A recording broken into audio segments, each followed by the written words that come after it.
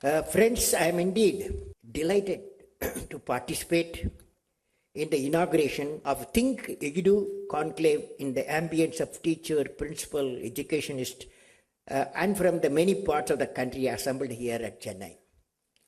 I would like to greet the New Indian Express Group for organizing this ThinkEdu Conclave, and I take this opportunity to greet all the associating partners, speakers, participants, invitees, distinct guests. My greetings to all of you. Friends, education is a lifelong learning, particularly containing three components according to me. They are learning to learn. Number one, learning to learn. Number two, learning to live. After all, why do you learn? Learning to live. Third one, learning to survive. In difficulties, we have to survive also. So education should give us learning to learn, learning to learn, learning to live, and learning to survive. This is what education. Whether it's primary, secondary, or higher education. Indeed, students are the target for learning. From entry to the school, the students almost 12 years are in the learning process with 25,000 hours in the classroom, first to 12th standards. 25,000 hours in their classroom. We have to ask ourselves whether we have these three components of education. I will be very happy if ThinkEdu Summit comes to one single reform. How important primary education is the source of education according to me, and reforming primary education is vital for empowering the education. Do you all agree?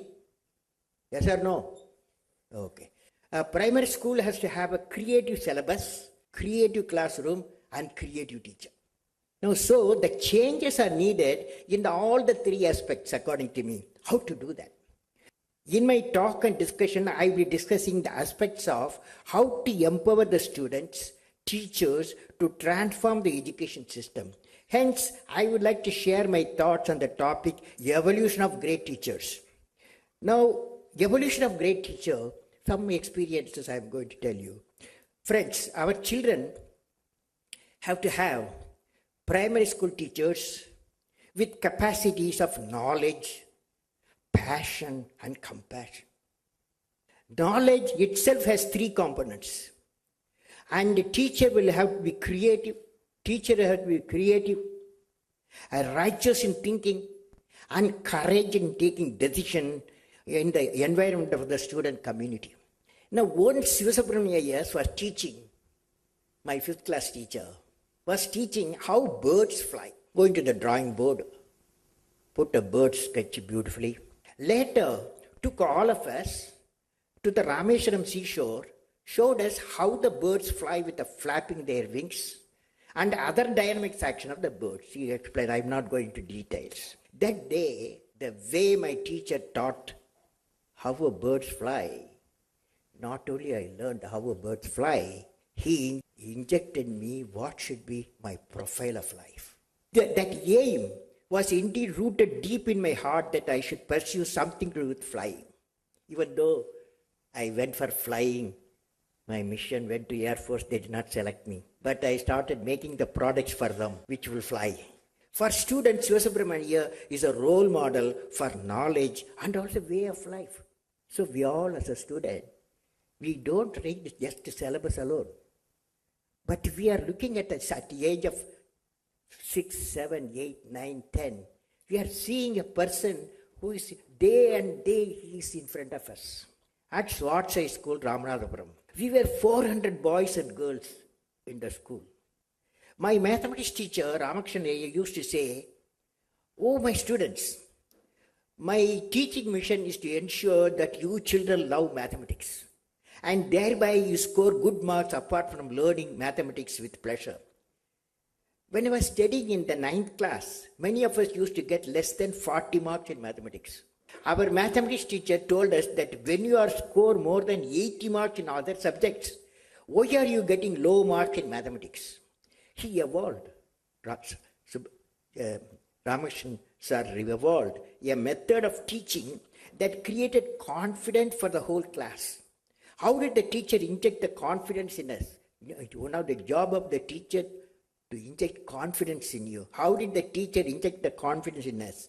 While conducting the class, he gave us an exercise of 10 problems. He asked us to make the teams and solve the problem. He formed a number of teams. As a teamwork, we solved the problem. Through that method, more than 90% of the class, including me, got 100 by 100. We were bubbling with happiness. Then onwards, our mathematics performance improved for better. After a few years, we realized that our teacher injected the confidence in that I can do it by his teaching method, and also formulation problem, make us to succeed and promote self-confidence. Ramakrishnan sir taught us with compassion. And lifted the classroom to higher level. Now, friends, I want to talk to you, society and teacher. Because after all, teacher can be shaped by the society. We cannot say, send our children, okay, you take care of our children. No, but we have a certain responsibility. I have seen with my own eyes and life, both my teacher, Ramakrishna sir, and Sivasubramaniya were venerated in my home and in our village. My father, who is 3 times elder to my teacher's age, will get up and receive my teachers. When they walk in the street, everyone pays the respect to my teachers. Of course, my 2 great teachers were shining stars in the midst of 30 other teachers. Before leaving for this ThinkEdu Conclave, I asked my respected friend and a great educationist, particularly children's education, Professor Yaspal, what is your view in selection of teachers? Professor Yaspal said, Kalam, you and me have seen in the children meet how children ask unique questions, how we get change in our knowledge acquisition as our way of life. So, he's saying, if you want to select a teacher, put the teacher in a group of young people. Let them ask the question. The way the teacher answered the question, if he doesn't know, he will say he doesn't know. But then the way he answered the question and the way he give with compassion, some wrong question comes, he can appreciate and make it a good question. Such type of teacher, what we need. So one of the selection process of a primary school teacher would be the potential teacher need to take class in the primary school, assess how she or she conduct the creative class, how she or he answered the question for children, how she or he teaches with compassion. Do you follow? Now, challenge to education generating creative teachers. We can create creative classroom and also create a syllabus, but the challenge is how to select creative teacher. I have studied how the other nations are handling the processing, preparing the teacher or initial teacher preparation. They call it initial teacher preparation. Let me focus on certain countries and see how they have been selected, identified, created primary school teachers. As per OECD, Organization of Economic Cooperation Development, international approaches to teacher selection and recruitment study emphasizes the most effective mechanism for selecting candidates for ITP. Acknowledge that for a person to become an effective teacher, they need to possess certain set of characteristics that can be identified before they enter teaching, a high overall level of literacy, a numeracy, strong interpersonal and communication skill, and the willingness to learn and the motivation to teach. Motivation to teach, the highest mark. Now, entry to school teacher training across the world. In many nations, entry to teacher training at undergraduate level is determined by a range of factors including student performance at school in terms of attainment and attitude, performance in scholastic assessment test SAT is called, an interview by the higher education institution, and a series of tests teaching attitude and ethics also. Particularly when I study the selection process of primary school teachers, which I have sat in their class also, when I study the selection process of primary school teachers in Singapore and Finland, both places I participate in the classroom, both nations reveal the principles of selection had certain basis. Let us look at Singapore experience. Good teaching comes from identity and integrity of the teacher. According to them, good teaching comes from the identity and integrity of the teacher. Learning to think, thinking critically and creatively should become the hallmark of the teacher preparation program. This is the basis of selection in Singapore primary school teachers. Finland experience. Teacher education is academic and takes place in universities.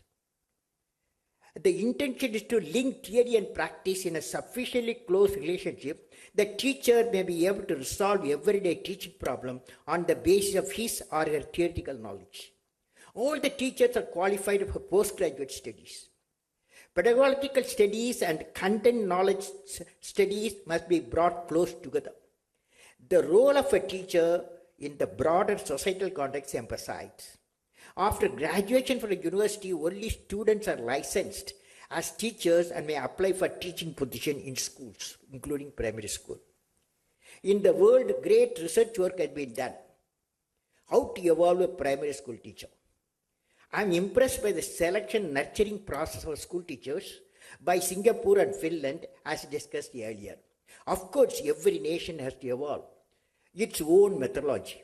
I have attempted a possible evolution of primary school teachers based on the experience of multiple countries and India's experience, the past and present methodology. So friends, with all the experience what I have narrated, I suggest the following criteria which can be formulated in selection for great teachers. Number one, teacher has been trained in a university environment and the potential teacher has been taught by great teachers.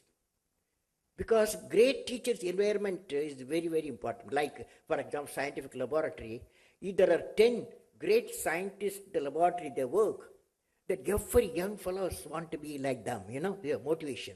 The second point, it's essential to establish the teacher loves teaching as a profession. Loves teaching profession. You put the teacher trainee in front of a classroom. Within 1 hour, you come to know whether he loves teaching or she loves the teaching or not. It is essential to establish the teacher loves teaching as a profession. Third one, society. Society cannot disown just sending the boy or girl to the school. Society has to respect the teachers and honor great teachers. The last one, the teacher has to have a capacity for lifelong learning. It doesn't stop. Certain capacities are required to be built in them to deal with the real world, particularly to grow in their professional career and participate in the national development. I suggest the ingredient for capacity building must be embedded right from the beginning of the student's life, from primary education to higher education. A good educational model is the need of the hour to ensure that the students are developed as enlightened citizens and also participate in national development missions. For participating in nation building tasks, the capacities which students required are, the capacities required to be built among the students in their formative years by the educational institutions are, what are they? Capacity. The capacity for research or inquiry, questioning mind, research or inquiry. The capacity for creativity and innovation. The capacity for use high technology. You can't get away from high technology. Internet, they have to use. The capacity to use a high technology, the capacity for entrepreneurial leadership, and the capacity for moral leadership.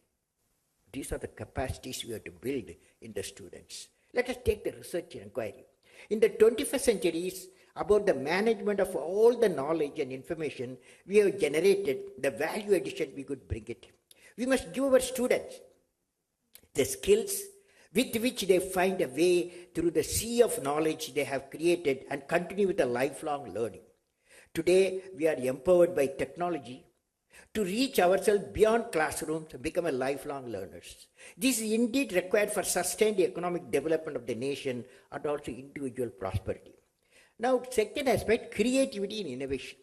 The management of knowledge in 21st century is beyond the capacity of a single individual. The amount of information that we have around us is overwhelming. The management of knowledge, therefore, must move out of the realm of the individual, shift to the realm of the networked groups. The student must learn how to manage knowledge collectively and work in multidisciplinary teams. When the information is networked, the power and the utility of the information grows multifold as predicted by Metcalfe's law. Information that is static does not grow. In the new digital economy, information circulated across the enterprise create innovation and eventually contribute to national wealth. Third capacity, that is capacity to use high technology. Every student in our school and colleges should be brought in contact with the technology to aid their learning process.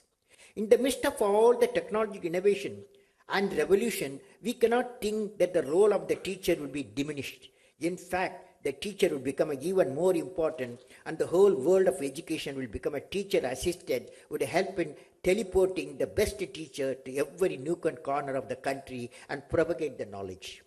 The teacher becomes a facilitator and knowledge manager. I would suggest all the experts here to address this important issue and evolve a time-bound action plan so that quality content is made available at nodal point for access by the student, teachers, and desiring the learners. The fourth is the entrepreneurship. Because we create the employment seekers, 12 million people, 7.5 million people, 10th class, 10 plus 1, 10, they leave, they don't go to college. They're all employment seekers. Aptitude for entrepreneurship should be cultivated right from the beginning and in the educational environment, both in the schools and the colleges. You must teach our student, you have to reduce 25% of the syllabus, the college syllabus and school syllabus. You must teach our student take calculated risk for the sake of larger gain. Entrepreneurship, we should teach them, but within the ethos of good business. They should also cultivate disposition to do things right. The inner being must be illuminated with righteousness. This capacity will enable them to take up challenging task later. The next point, last one, the moral leadership. Moral leadership involves two aspects. First, it requires the ability to have a compelling and powerful dreams or vision of human betterment. Moral leadership requires a disposition to do the right thing and influence others also to do the right things. There is a need for inclusion of moral science class as a part of education in all the schools and colleges, even though we are a secular nation. But secularity does not call us not to teach great human beings. This is essential for promotion of value-based education leading to enlightened citizenship. Now, another one quality a teacher has to teach. What can I do for you? What can I do for you? What I can take from you. You know, that is our motto now. All the trouble starts, what I can take. But our children, we have to teach them, what can I do for you? Children should say, what can I do for you? Every one of us has gone through various phases of education, from childhood to profession. I visualize a scene. A child, a teenager, an adult and a leader are appearing before me. A child, a teenager, an adult and leader are appearing before me. How does each one react to a particular situation? The situation is a human need. The child asks, what can you do for me? Child asks, what you can do for me? The teenager says, I want to do it alone. Leave me alone. The young person proclaims, let us do it together. The experienced person. The leader offers, what can I do for you? So the teacher have got a tremendous responsibility to transform a child into a leader. The transformation of what can you do for me to what can I do for you. Don't you think so? This teacher, his way of life itself will teach. He doesn't need to have a syllabus for that. That will demand a teacher to be a visionary with an inspiring capacity, and the teacher has to ensure the teachers impart learning to the children in such a way as to bring out the best in them for this, and he has to be a good teacher himself or herself. I am sure the best of creativity among the students will emerge from integrated influence of principals, teachers and parents and students. For building capacity, it is essential to increase the teacher-student ratio, improve the quality of teachers, provide continuous methods for upgradation, and provide them with technology aids for becoming lifelong autonomous learners. The experts assembled here may try to review the type of capacity building needed in teaching based on their experience. I have given certain capacity, you can add or subtract. Now, last point I want to communicate to you is a global human resource cadre. This I am advocating myself. Global human resource cadre. Keeping the above seen in mind, the universities and school education system need to create two cadres of personnel. A global cadre of skilled youth with specific knowledge of special skills. Another global cadre of youth with a higher education. These two cadres will be required not only for powering the manufacturing service sector of India, but also fulfilling the skilled human resource required globally. Thus, the universities and secondary school education system will have to work towards increasing the throughput of the university education system from the existing 10% to 15% by the year 2015 to 20% by the year 2020, 25% by the year 2025, and 30% by the year 2030. The graduates who come out of the university need to have specialization linked to employment potential. They are the employment seekers. They come with the employment. The two certificates they come. A degree and a diploma in expertise. The secondary school follows two certificates. One is 10th class, 10 plus 1, 10 plus 2, and the skill certificate. So the skill certificate, the expert diploma, these are the making them employable. For example, the Indian construction industry employs over 31 million people for its asset generating activity of 300,000 crores, which includes expenditure of 200,000 crores incurred by the government. This will need development of specialized quality human resource in all the spectrum of construction activity. This task will need reorientation of our education system for generating world-class skill among the youth. The skill set will enable higher productivity, which in turn will result in better competitiveness. Our education system is also aimed that the remaining people should at least have a secondary school qualification with training for employment in agriculture and service sector. Now I am suggesting a national policy for creating global human development cadre for India can be evolved through a national team drawing experts from multiple ministries, including education system experts from 3 sectors of economy and the various professional associations of the society. The evolution of such a policy in a time-bound manner will generate quality, knowledge and skill needed by all sectors of the Indian economy and globally employable human resources. The aim of the education system should be able to create employment generators rather than employment seekers. Today our universities, our secondary school, they are making employment seekers. What we need is employment generators. So I personally suggest a 3-pronged strategy is needed to make education more attractive, make it skill imparting, and simultaneously create employment potential. How to do that? The education system should highlight the importance of entrepreneurship and prepare the student to get oriented towards setting up enterprises which will provide them creativity. In addition, it should be taught by all the students. In addition, college syllabus even for the science and commerce courses should include topics and practical where such entrepreneurship is possible. Secondly, the banking system should provide venture capital right from every village level to prospective entrepreneurs. So friends, with all this, finally, thirdly, the entrepreneurs have to produce the competitive product for becoming a successful in their mission. The experts here may like to study the role of education in improving the competitiveness index rating of the country to within 10 ranks. Now we are 43 competitors. We should bring it 10. Now in conclusion, evolution of policy for global human resource cadre is essential. Corporate houses can make important contribution by adapting schools, particularly in the rural areas in their region, and providing infrastructure for schools in the form of infrastructure, clean drinking water, toilet facilities, transportation facilities for children coming from faraway places, equipping in the sport complexes, and providing computer facilities for technology-assisted learning. Capacity building linked to the needs of 3 sectors of economy and research and development is very important. ThinkEdu Conclave, with its understanding of the seriousness of the problem and its familiarity with the industrial sector, can act as a bridge in creating active, healthy partnership among government, education system, and non-government organizations for bringing total literacy to the nation, and generating globally competitive quality human resource for the national and international deployment. Ultimately, education in its real sense is a pursuit of truth. What you know, what I know. It is an endless journey through a knowledge and enlightenment. Such a journey opens up new vistas of development of the humanism, where there is neither scope nor room for pettiness, disharmony, jealousy, hatred, or enmity. If only the real sense of education could be realized by each individual and carried forward every field of human activity, the world will be so much better place to live in.